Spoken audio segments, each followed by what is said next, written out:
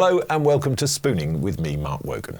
Each week we are joined here in the Mount Street restaurant by a very, very special guest. And the executive chef, Jamie Shears, has been downstairs in the kitchen cooking up a storm, well, at least 2 spoons, to challenge the food they think they love and the food that they think they hate. Now, stepping up to the plate and the spoons this week is none other than talkSPORT mid-morning host Jim White, and we're here talking about his new book, Deadline Day, as well. Welcome, Jim. It is great to be here. Thanks for the invite. Well, you may not be saying that once I've fed you a couple of things here, but we'll give it a go. Good. Let's start, before we get into the food, let's start with you, because obviously for those who are maybe not massive football fans or, not into sport, you started as a journalist. Yes. Print journalist. Yeah. 1974? God, where are we going with that? I went in newspapers. I went to Mayfair College in Edinburgh and did a 1-year pre-entry journalism course after I left school with very dubious qualifications. And after that, the deal was, Mark, if you came through the year at Napier and you passed the exams, you got a job in a local newspaper. And I did that, worked in a few papers in Scotland, the East Kilbride News, the Johnson Advertiser. You'll never have heard of these, mate. Quality. We're talking quality. And thereafter, when I was 21, 22, I applied for a job at Scottish TV. And then all of a sudden, I was on screen. And thereafter, the rest is history. But when you were that jobbing young journalist, I mean, having read the book, there's a lovely chapter that is actually called "Man Found Dead in Cemetery." Yes. That was in one of the newspapers I worked on, and the chapter wasn't the actual headline wasn't titled "Man Found Dead in Cemetery," of course, as he would be. But it was remarkable. But you know what, mate? I loved that. I loved those times. Court reporting, chasing a fire engine, covering stories and getting a grounding in what the business was all about. But you at your core consistently refer to yourself first and foremost as a journalist. Yes, yeah, I do. And I make no apology for it. I'm a journalist who happens to present. At Scottish TV, I ended up presenting. I was in the nightly news programme Scotland Today. Then I got into sport eventually. But before that, I was out in the field, court reporting, as I say. All sorts would kick off in Glasgow of a weekend. And I'd be in the Sheriff or High Court on the Monday morning, not needing to be defended, but covering stories. And I loved it. I must admit, I loved it. And I loved meeting people. I loved getting in amongst people. And the variety of it was great, but I drove the variety. I would do a bit of that, then I wanted to do a bit of this. In my time at Scottish TV, as is covered in the book, I fancied myself a bit as the entertainment reporter. Well, it started out quite well. I mean, yes. You managed to snag interviews with the biggest names at the time, Mick Jagger, David Bowie, and I think it's down to, if I was to describe it, your sort of charming tenacity.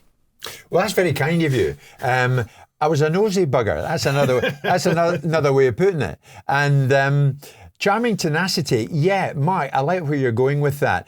I remember going through to the Edinburgh Festival, and Scottish TV had me covering the Edinburgh Festival. I am not that artistic, I have to say. But I read in one of the newspapers, I think it was the Scotsman, the biggest name at the festival was ballet star Rudolf Nureyev, the one and only Rudolf Nureyev, who during his time at the festival would be giving no interviews. And I thought, I'm going to get one. And if Jim's got anything to do with it. Exactly. And that was it, Mark. It was brass neck. It was going after people who ordinarily wouldn't give you the time of day. And I found out he was staying at the Caledonian Hotel. Anybody who knows Edinburgh, you know where that is, just off Princess Street. And I waited for him with my cameraman. And out he came eventually in a poncho and a kind of cloth cap. And I was like right in. Mr. Nureyev, and of course he breezed right by me. Got into a little people carrier and took off. And I found out he was going up to the Usher Hall, which wasn't that far away, to rehearse. So the cameraman and I get in the car and beat him to it. And then he gets out at the usher hall and like, me again, Mr. Nureyev, how are you? And he's like, you again? Yes, you again. You are chasing me around the city. And I thought, I'm going to get this. But the problem was, Mark, once we started rolling and Nureyev said, yes, okay, on you go. On you go. What I knew about ballet, I could write in the back of a postage stamp in big letters. But we got into it, and I was speaking to him about Edinburgh. I love Edinburgh. I love Edinburgh. I love walking. I walk the streets of your Scottish capital at night, and I love looking around the place, the Georgian architecture. You know what it's like, mate. At the end of it, I got an exclusive with Nureyev. And however, there is a moment in the book where I think his PR or his publicist You're right. was, what would I say, quite succinct in her assessment of your interviewing skills, yes. where she said, that's the first time Mr. Nureyev has ever been interviewed and nobody's asked him about ballet. Correct. I was kind of like, it's like speaking to Kylian Mbappe and not asking him about football. And at the end of it, Nureyev takes off, and it's been wonderful meeting you. But that's exactly what the publicist said. But we get something out of nothing. And Scottish TV used it. And thereafter, I would kind of hunt down names and I would try and do things like that, like David Bowie through at Murrayfield. He was on tour in concert, and I managed to get in front of Bowie. I tell you what, Mark, it's still a great memory for me. He was delightful. You know what it's like. You've met many people in your life, and you hope they're going to be there. But if they're there, even better. And Bowie was exactly that. It's disappointing when they're down there, but you move past that. You move past that, mate. You're dead right. And so you've set yourself up as a tenacious entertainment reporter, and then you find your way into sports reporting. Right. Immediately into football or all sports? It came about that Scottish TV, Scotland had qualified for the World Cup in 1986, the finals in Mexico. And of course, England were there too, the famous hand of God, Maradona. And I managed to get a gig going out there, covering it as a news event. There'd been an earthquake in that part of the world. Talking people into stuff, or is it based on he's good at this stage? I say again, another good question from you. I think it's a bit of both. I was always a pusher, like we should be doing this. I would initiate the movement, the momentum. And then Scottish TV then said to me, okay, well, go. Take a camera crew and go. You're going to cover Scotland, but we want news stories as well. So I was out there for the duration of Scotland's stay, which wasn't long. And of course, Scotland had a habit of always being last to get there and first out. But it was brilliant for me, I must be honest with you, mate, because the great Jock Stein had died in the build-up to the qualification for Scotland. And Alex Ferguson was in as interim Scotland manager with Walter Smith. So I got to know these guys early. I'd actually met Alex Ferguson when I was a reporter on the Johnston Advertiser, and he was the manager of St Mirren, which is in Paisley in the outskirts of Glasgow. So I already had copped an earful from Sir Alex, who was then Alex Ferguson, on more than a few occasions. But it got me knowing these people. It got me in front of them. It got me familiar with them. And it was great. So I covered the World Cup in Mexico and met people like Souness. And I'd met Souness just before he went out there. To the uninitiated. Sorry? That's Graham to the uninitiated. That's Graham Souness. He, at that stage, was playing for Sampdoria in Italy. And I'd done a documentary on him. And again, I was pushy. I want to go to Genoa. I want to do a documentary on Souness. The Scotland captain's playing in Italy. And he's playing against Maradona of Napoli. And he's playing against Rudi Voller and people like this. So I would go after people, and Souness was great to me and has been great throughout my career. And if somebody's good to you, you stick with them. But you've throughout your career, and what I get a sense from in the book, and people that I've spoken to, and mutual friends that we have, what you're very good at is building relationships. Oh, thank you. Wouldn't necessarily, because you're a journalist, the people in those positions, especially around the subject that you specialise in, which is deadlines and Right. transfers and all that sort of stuff, Yeah, where yeah. the information is sensitive and people trust you with these things. How do you build those relationships? Yeah. On Graham Souness, it's funny you should mention that. I do this documentary when he played for Sampdoria. Trevor Francis played for Sampdoria at the same time. I was on a bus with Souness going to a game, and Souness says to the coach, not like a municipal bus, here's a 19 bus to the stadium. And I was on the Sampdoria bus, and Souness said to me, these two behind you are going to be major players. Look at them. They're just kids. Their hair was everywhere. Vialli and Mancini. And it was, I look back in it. And I like the idea of Vialli's hair being everywhere because he hasn't got any now. That's right. He ended up with none. And those memories of that time still, again, stick with me. But Souness said to me afterwards, we'll stay in touch. And then a considerable period of time after that, he got in touch with me. And I remember Friday night, I was at home on a house phone. Souness phoned me from Genoa. Are you around on Monday night? And I said, yeah. He says, I'm going to be in Glasgow. I'm attending a charity event. We want to meet, I think. And I'm like, great. Okay, what time are you flying in? Whatever time it was. And he said, you need to meet me. And I went out to the airport, but I took a camera crew. And he told me that he was a new player manager of Glasgow Rangers. And of course, it was huge. It was a seismic story. It changed my early life in the business, that I had this breaking news on Scottish TV. Graham Souness is the new player manager of Glasgow Rangers. It was massive, Mark. And thereafter, Souness would call me, get out to the airport. England captain Terry Butcher coming in, his next signing. Mark Falco, once of Tottenham, coming in. And signing. Ray Wilkins, I was always in and about it.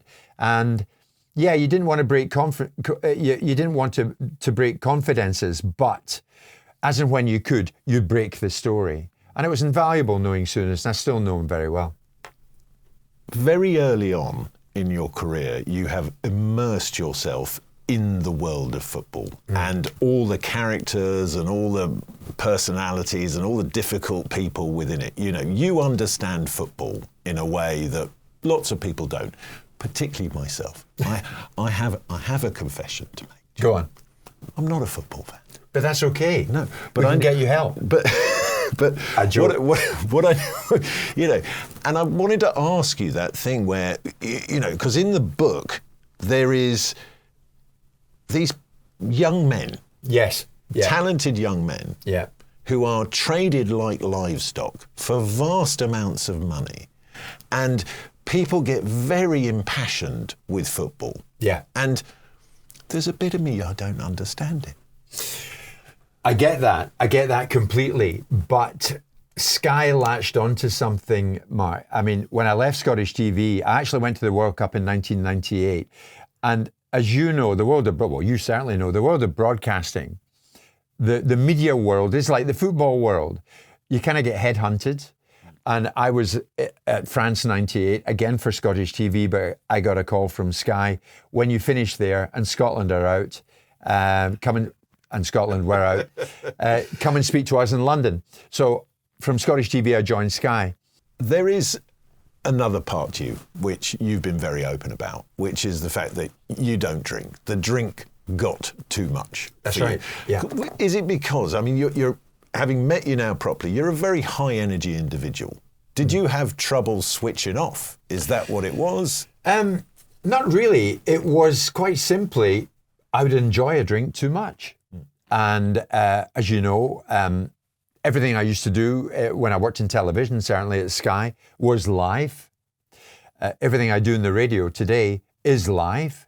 And recovering became a bit of an onerous task.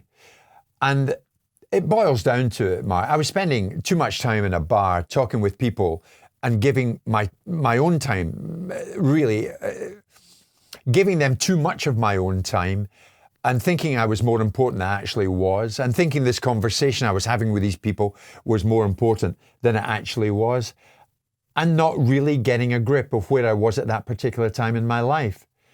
So I decided I'm drinking too much. I was warned by a couple of people, not warned, but in a nice way. It was hinted to me, maybe you want to cut down, maybe better than that, you want to quit. And Souness had said to me years ago, which I include in that book, when he was managing, and I think we were out in Lisbon, he was manager of Benfica. One thing I've been hearing about you is that you're maybe drinking too much, Jim. And that was how many years before you stopped? Oh, that was a good number of years before I stopped. That was about 6 or 7 years. Yeah. And I was like, really, Graham, thanks for that. And of course, right over my head and carried on. Thank you very much. Yeah, give me a beer. But I carried on, and it was a stupid thing to do. And then it became apparent, I wasn't recovering from a hangover as well as I should have been. I was occasionally looking a bit rough on telly. I wasn't performing as well as I should. And I was letting the viewers down. I was letting people close to me down, family members down, but letting myself down. I mean, you haven't drunk for a long time. Yeah. I haven't drunk for a long time. Yeah, well done, mate. How long are you? 30 years. I mean, that's magnificent. I think everybody has a finite amount of alcohol available to them in their life. I managed to cram it in before 22. You spread it out, because you were a binge drinker, weren't you? I was, so you sort of, I was really consistent for about 9 years. Right. And yes. So you get to a point where you're like, I don't know, I can't do this anymore. And I mean, a lot of people talk about hitting a rock bottom, but it doesn't have to be that thing where you lose everything. It can just be, it can be more of an emotional rock bottom where you go, I just don't want to feel like this anymore. You're spot on. You're spot on. I mean, look at us today. We can talk to each other. We feel happy. We feel healthy. We're in a good state of mind. You've got to be in a good state of mind. You're in great shape as well. I mean, look, we are both men of a certain age. You've got a couple of years on me, obviously, Jim. Oh, mate. But I think, I feel great. Good. And I think that's what it's about, giving the best of yourself. And I wasn't doing that. And people close to me were saying, it's obvious you're not. So maybe have a think about this. How about stopping? But you didn't go down the AA route. That wasn't interesting to you, or you did? You tried it? Oh, no, I have the absolute utmost respect for people who go to AA. Of course I do. I went to a number of meetings. I was interested in going. I wanted to go. I thoroughly invested in them. I went in with the seriousness that you would attach to it. But eventually you've got to cut the cord. And I thought, right, I got to do this on my own now. I have to do this. Well, I mean, 30 years later, I haven't cut the cord. I still go. I mean, and that's because it works for me that way. Yeah. And the bit that I enjoy is being able to give back to other people. I mean, you've got a great platform with your media profile to sort of talk about the fact that you don't have to. That stopping is an option. Exactly. And I think a lot of people need to hear that. Yeah. And I use that platform, Mark. And incidentally, the fact that you still go to AA meetings, I think is wonderful. And you said it, hey, it works for me. So if it works for you, then let it work for you. And great, and I salute you for that, Mark. And I love the fact that you do that. For me, you're right. 1 million+ listeners. I've got Simon there who will let me go off on one. And when the moment presents you allow itself. him to do the same. Yeah, for sure. Absolutely, for sure, on a regular basis. More than you do, right? And I'm more than happy to go off and give it. Let me just say, for anybody out there struggling today, I'm with you, and we're with you. And remember, you'll get through it. You can get through it. And I like being able to do that. talkSPORT gives me the platform to do that, as you correctly say.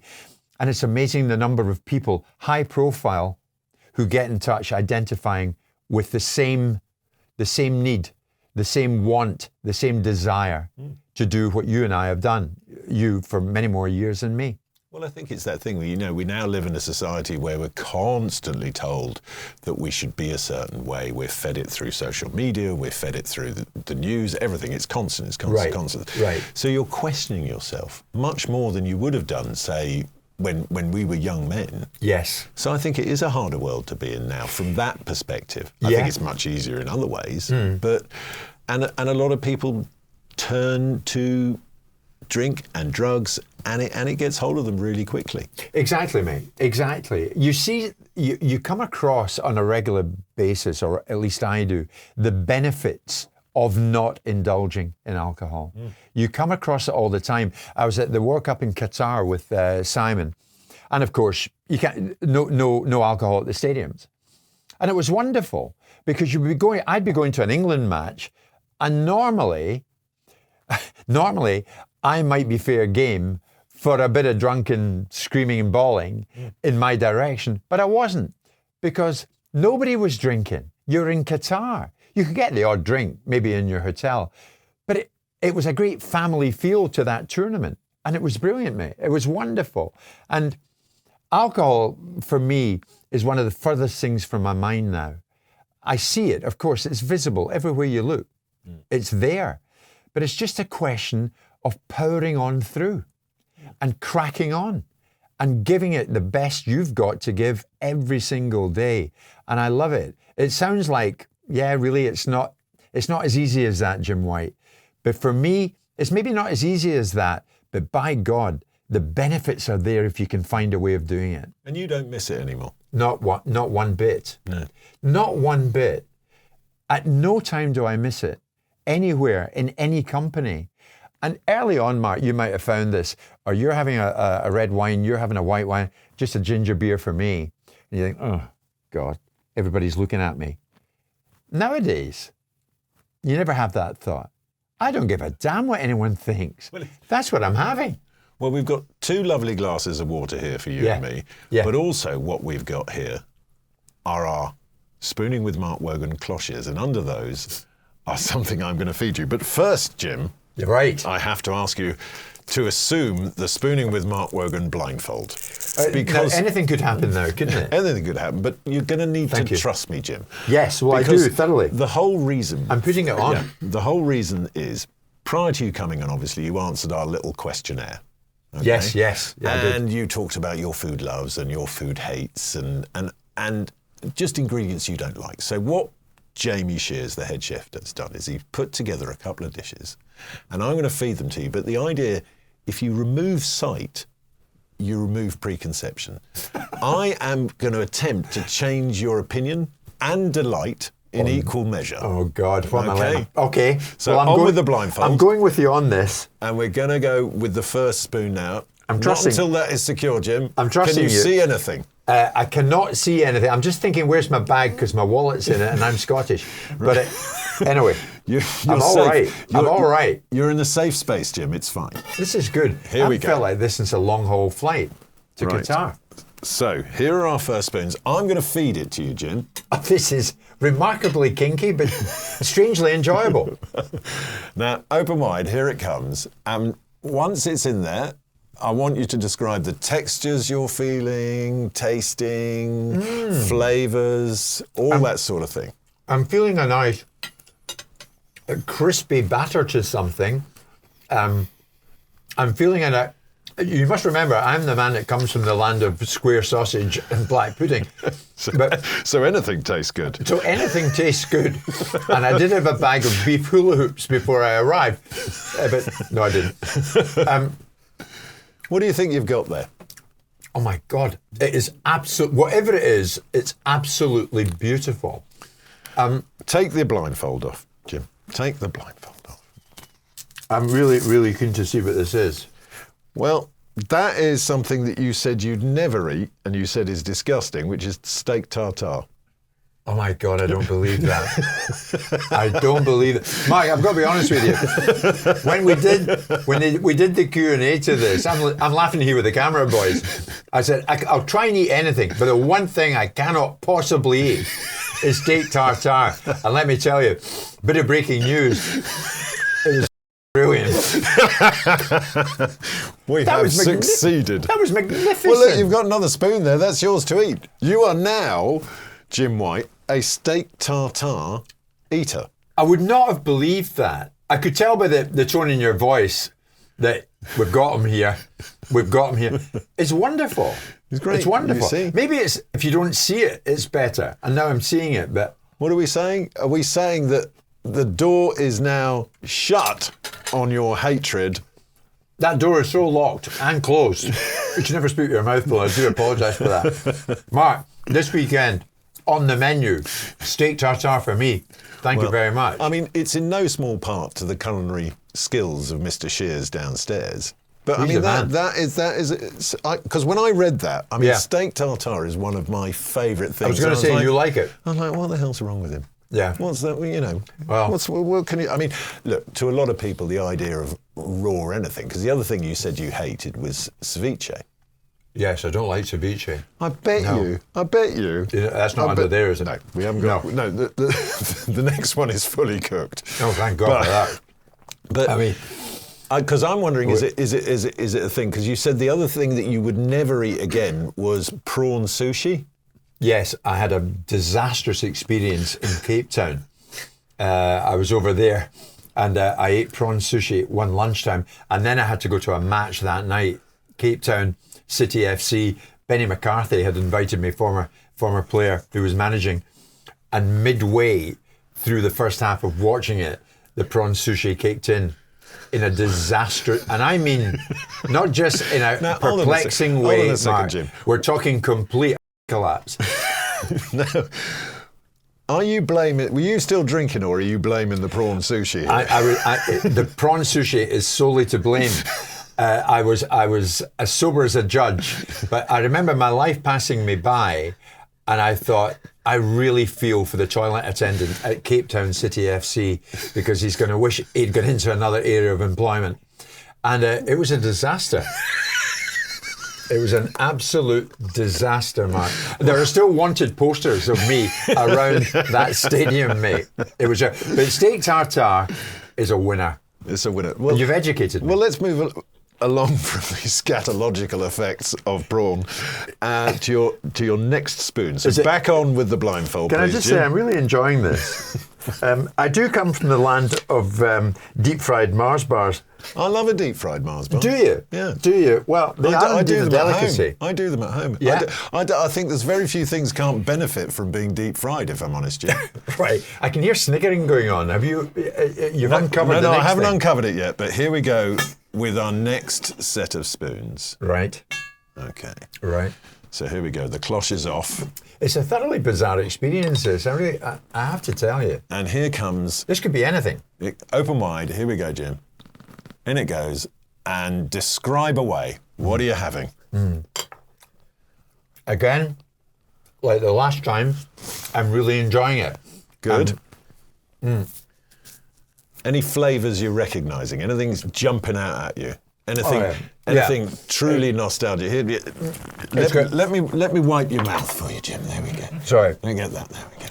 Mark, thank you very much indeed. Mark, I was wondering, I know it's a bit forward, but could you move in with me? Yeah, no. You've really looked after me Well, today. we could just stay here, Jim. We can just stay here, mate. Yeah. I love your house and stuff. Now, again, I have no idea what I'm eating, but there are beautiful tastes coming through there. Beautiful tastes. And whatever it is, I give it the thumbs up. I mean, Well, what we've tried to do with that one, Jim, is put all your favourite things on one spoon. Take it off. Take it off. it was a winner, I must admit. It outstrips the steak tartare. So you've got Brussels sprouts, which you said you love, and that's a weird one, right? Because most people don't like sprouts. Really? Well, I mean, it's one of those things. I mean, I love a sprout. Yeah. I don't have anything I won't eat, No. but you love a sprout. I love it. We've got a little bit of slow braised lamb there, Oh, and then that a was it. lovely little crispy topping to it. Slow braised And then lamb. just a little bit of the mint jelly on the side. Just beautiful. I mean, that was just exquisite. It was lovely. Brussels sprouts I've always loved, I must admit. I love Brussels sprouts, but lamb, rack of lamb, shoulder of lamb, loin chops. I mean, I'm actually getting quite emotional thinking of my old mum serving me that kind of stuff. But Beautiful. hold on, you were quite rude about your mother's cooking as well in some of your answers, because I think you described her homemade beef patties as like missiles fired from a tank that you used to have to hide behind jugs of milk. Can I just say she had her moments, my mother, and those were, I remember them. My father would be like sitting down at the table, and then when he found out what was on the menu, he would either disappear stage left or stay there if he fancied it. But when it was beef patty night, That you were was like, exit stage back off, left." everyone. This could get messy. But that was delicious. I loved that. Beautiful. Am I allowed to have that? You can, bit as well? that is your spoon. They're all yours, Jim. They're all yours. Delightful. Mark, this has been great. I love that. Mark, Jim, thank you. I cannot thank you enough for today. Thank That's you very all for much. Spooning this week. We'll be back in about 7 days or so with another guest to find out about the food they think they love and the food they think they hate. Huge thanks to Jamie Shears and the team here at Mount Street Restaurant for some fantastic food, which has changed people's minds this week. If you like what we're doing, follow us at Spooning with Mark Wogan across all your social media channels. And of course, we have our own YouTube channel as well. So sign up, subscribe, and get watching. Thank you so much, Jim. Mark. Well done, you. Your book, Great job. Deadline Day, is out to buy now. Yes. And people can catch you 10 a.m. to 1 on talkSPORT every morning. 10 to 1. Corralling Simon Jordan. Until next week. Until next week, stay beautiful.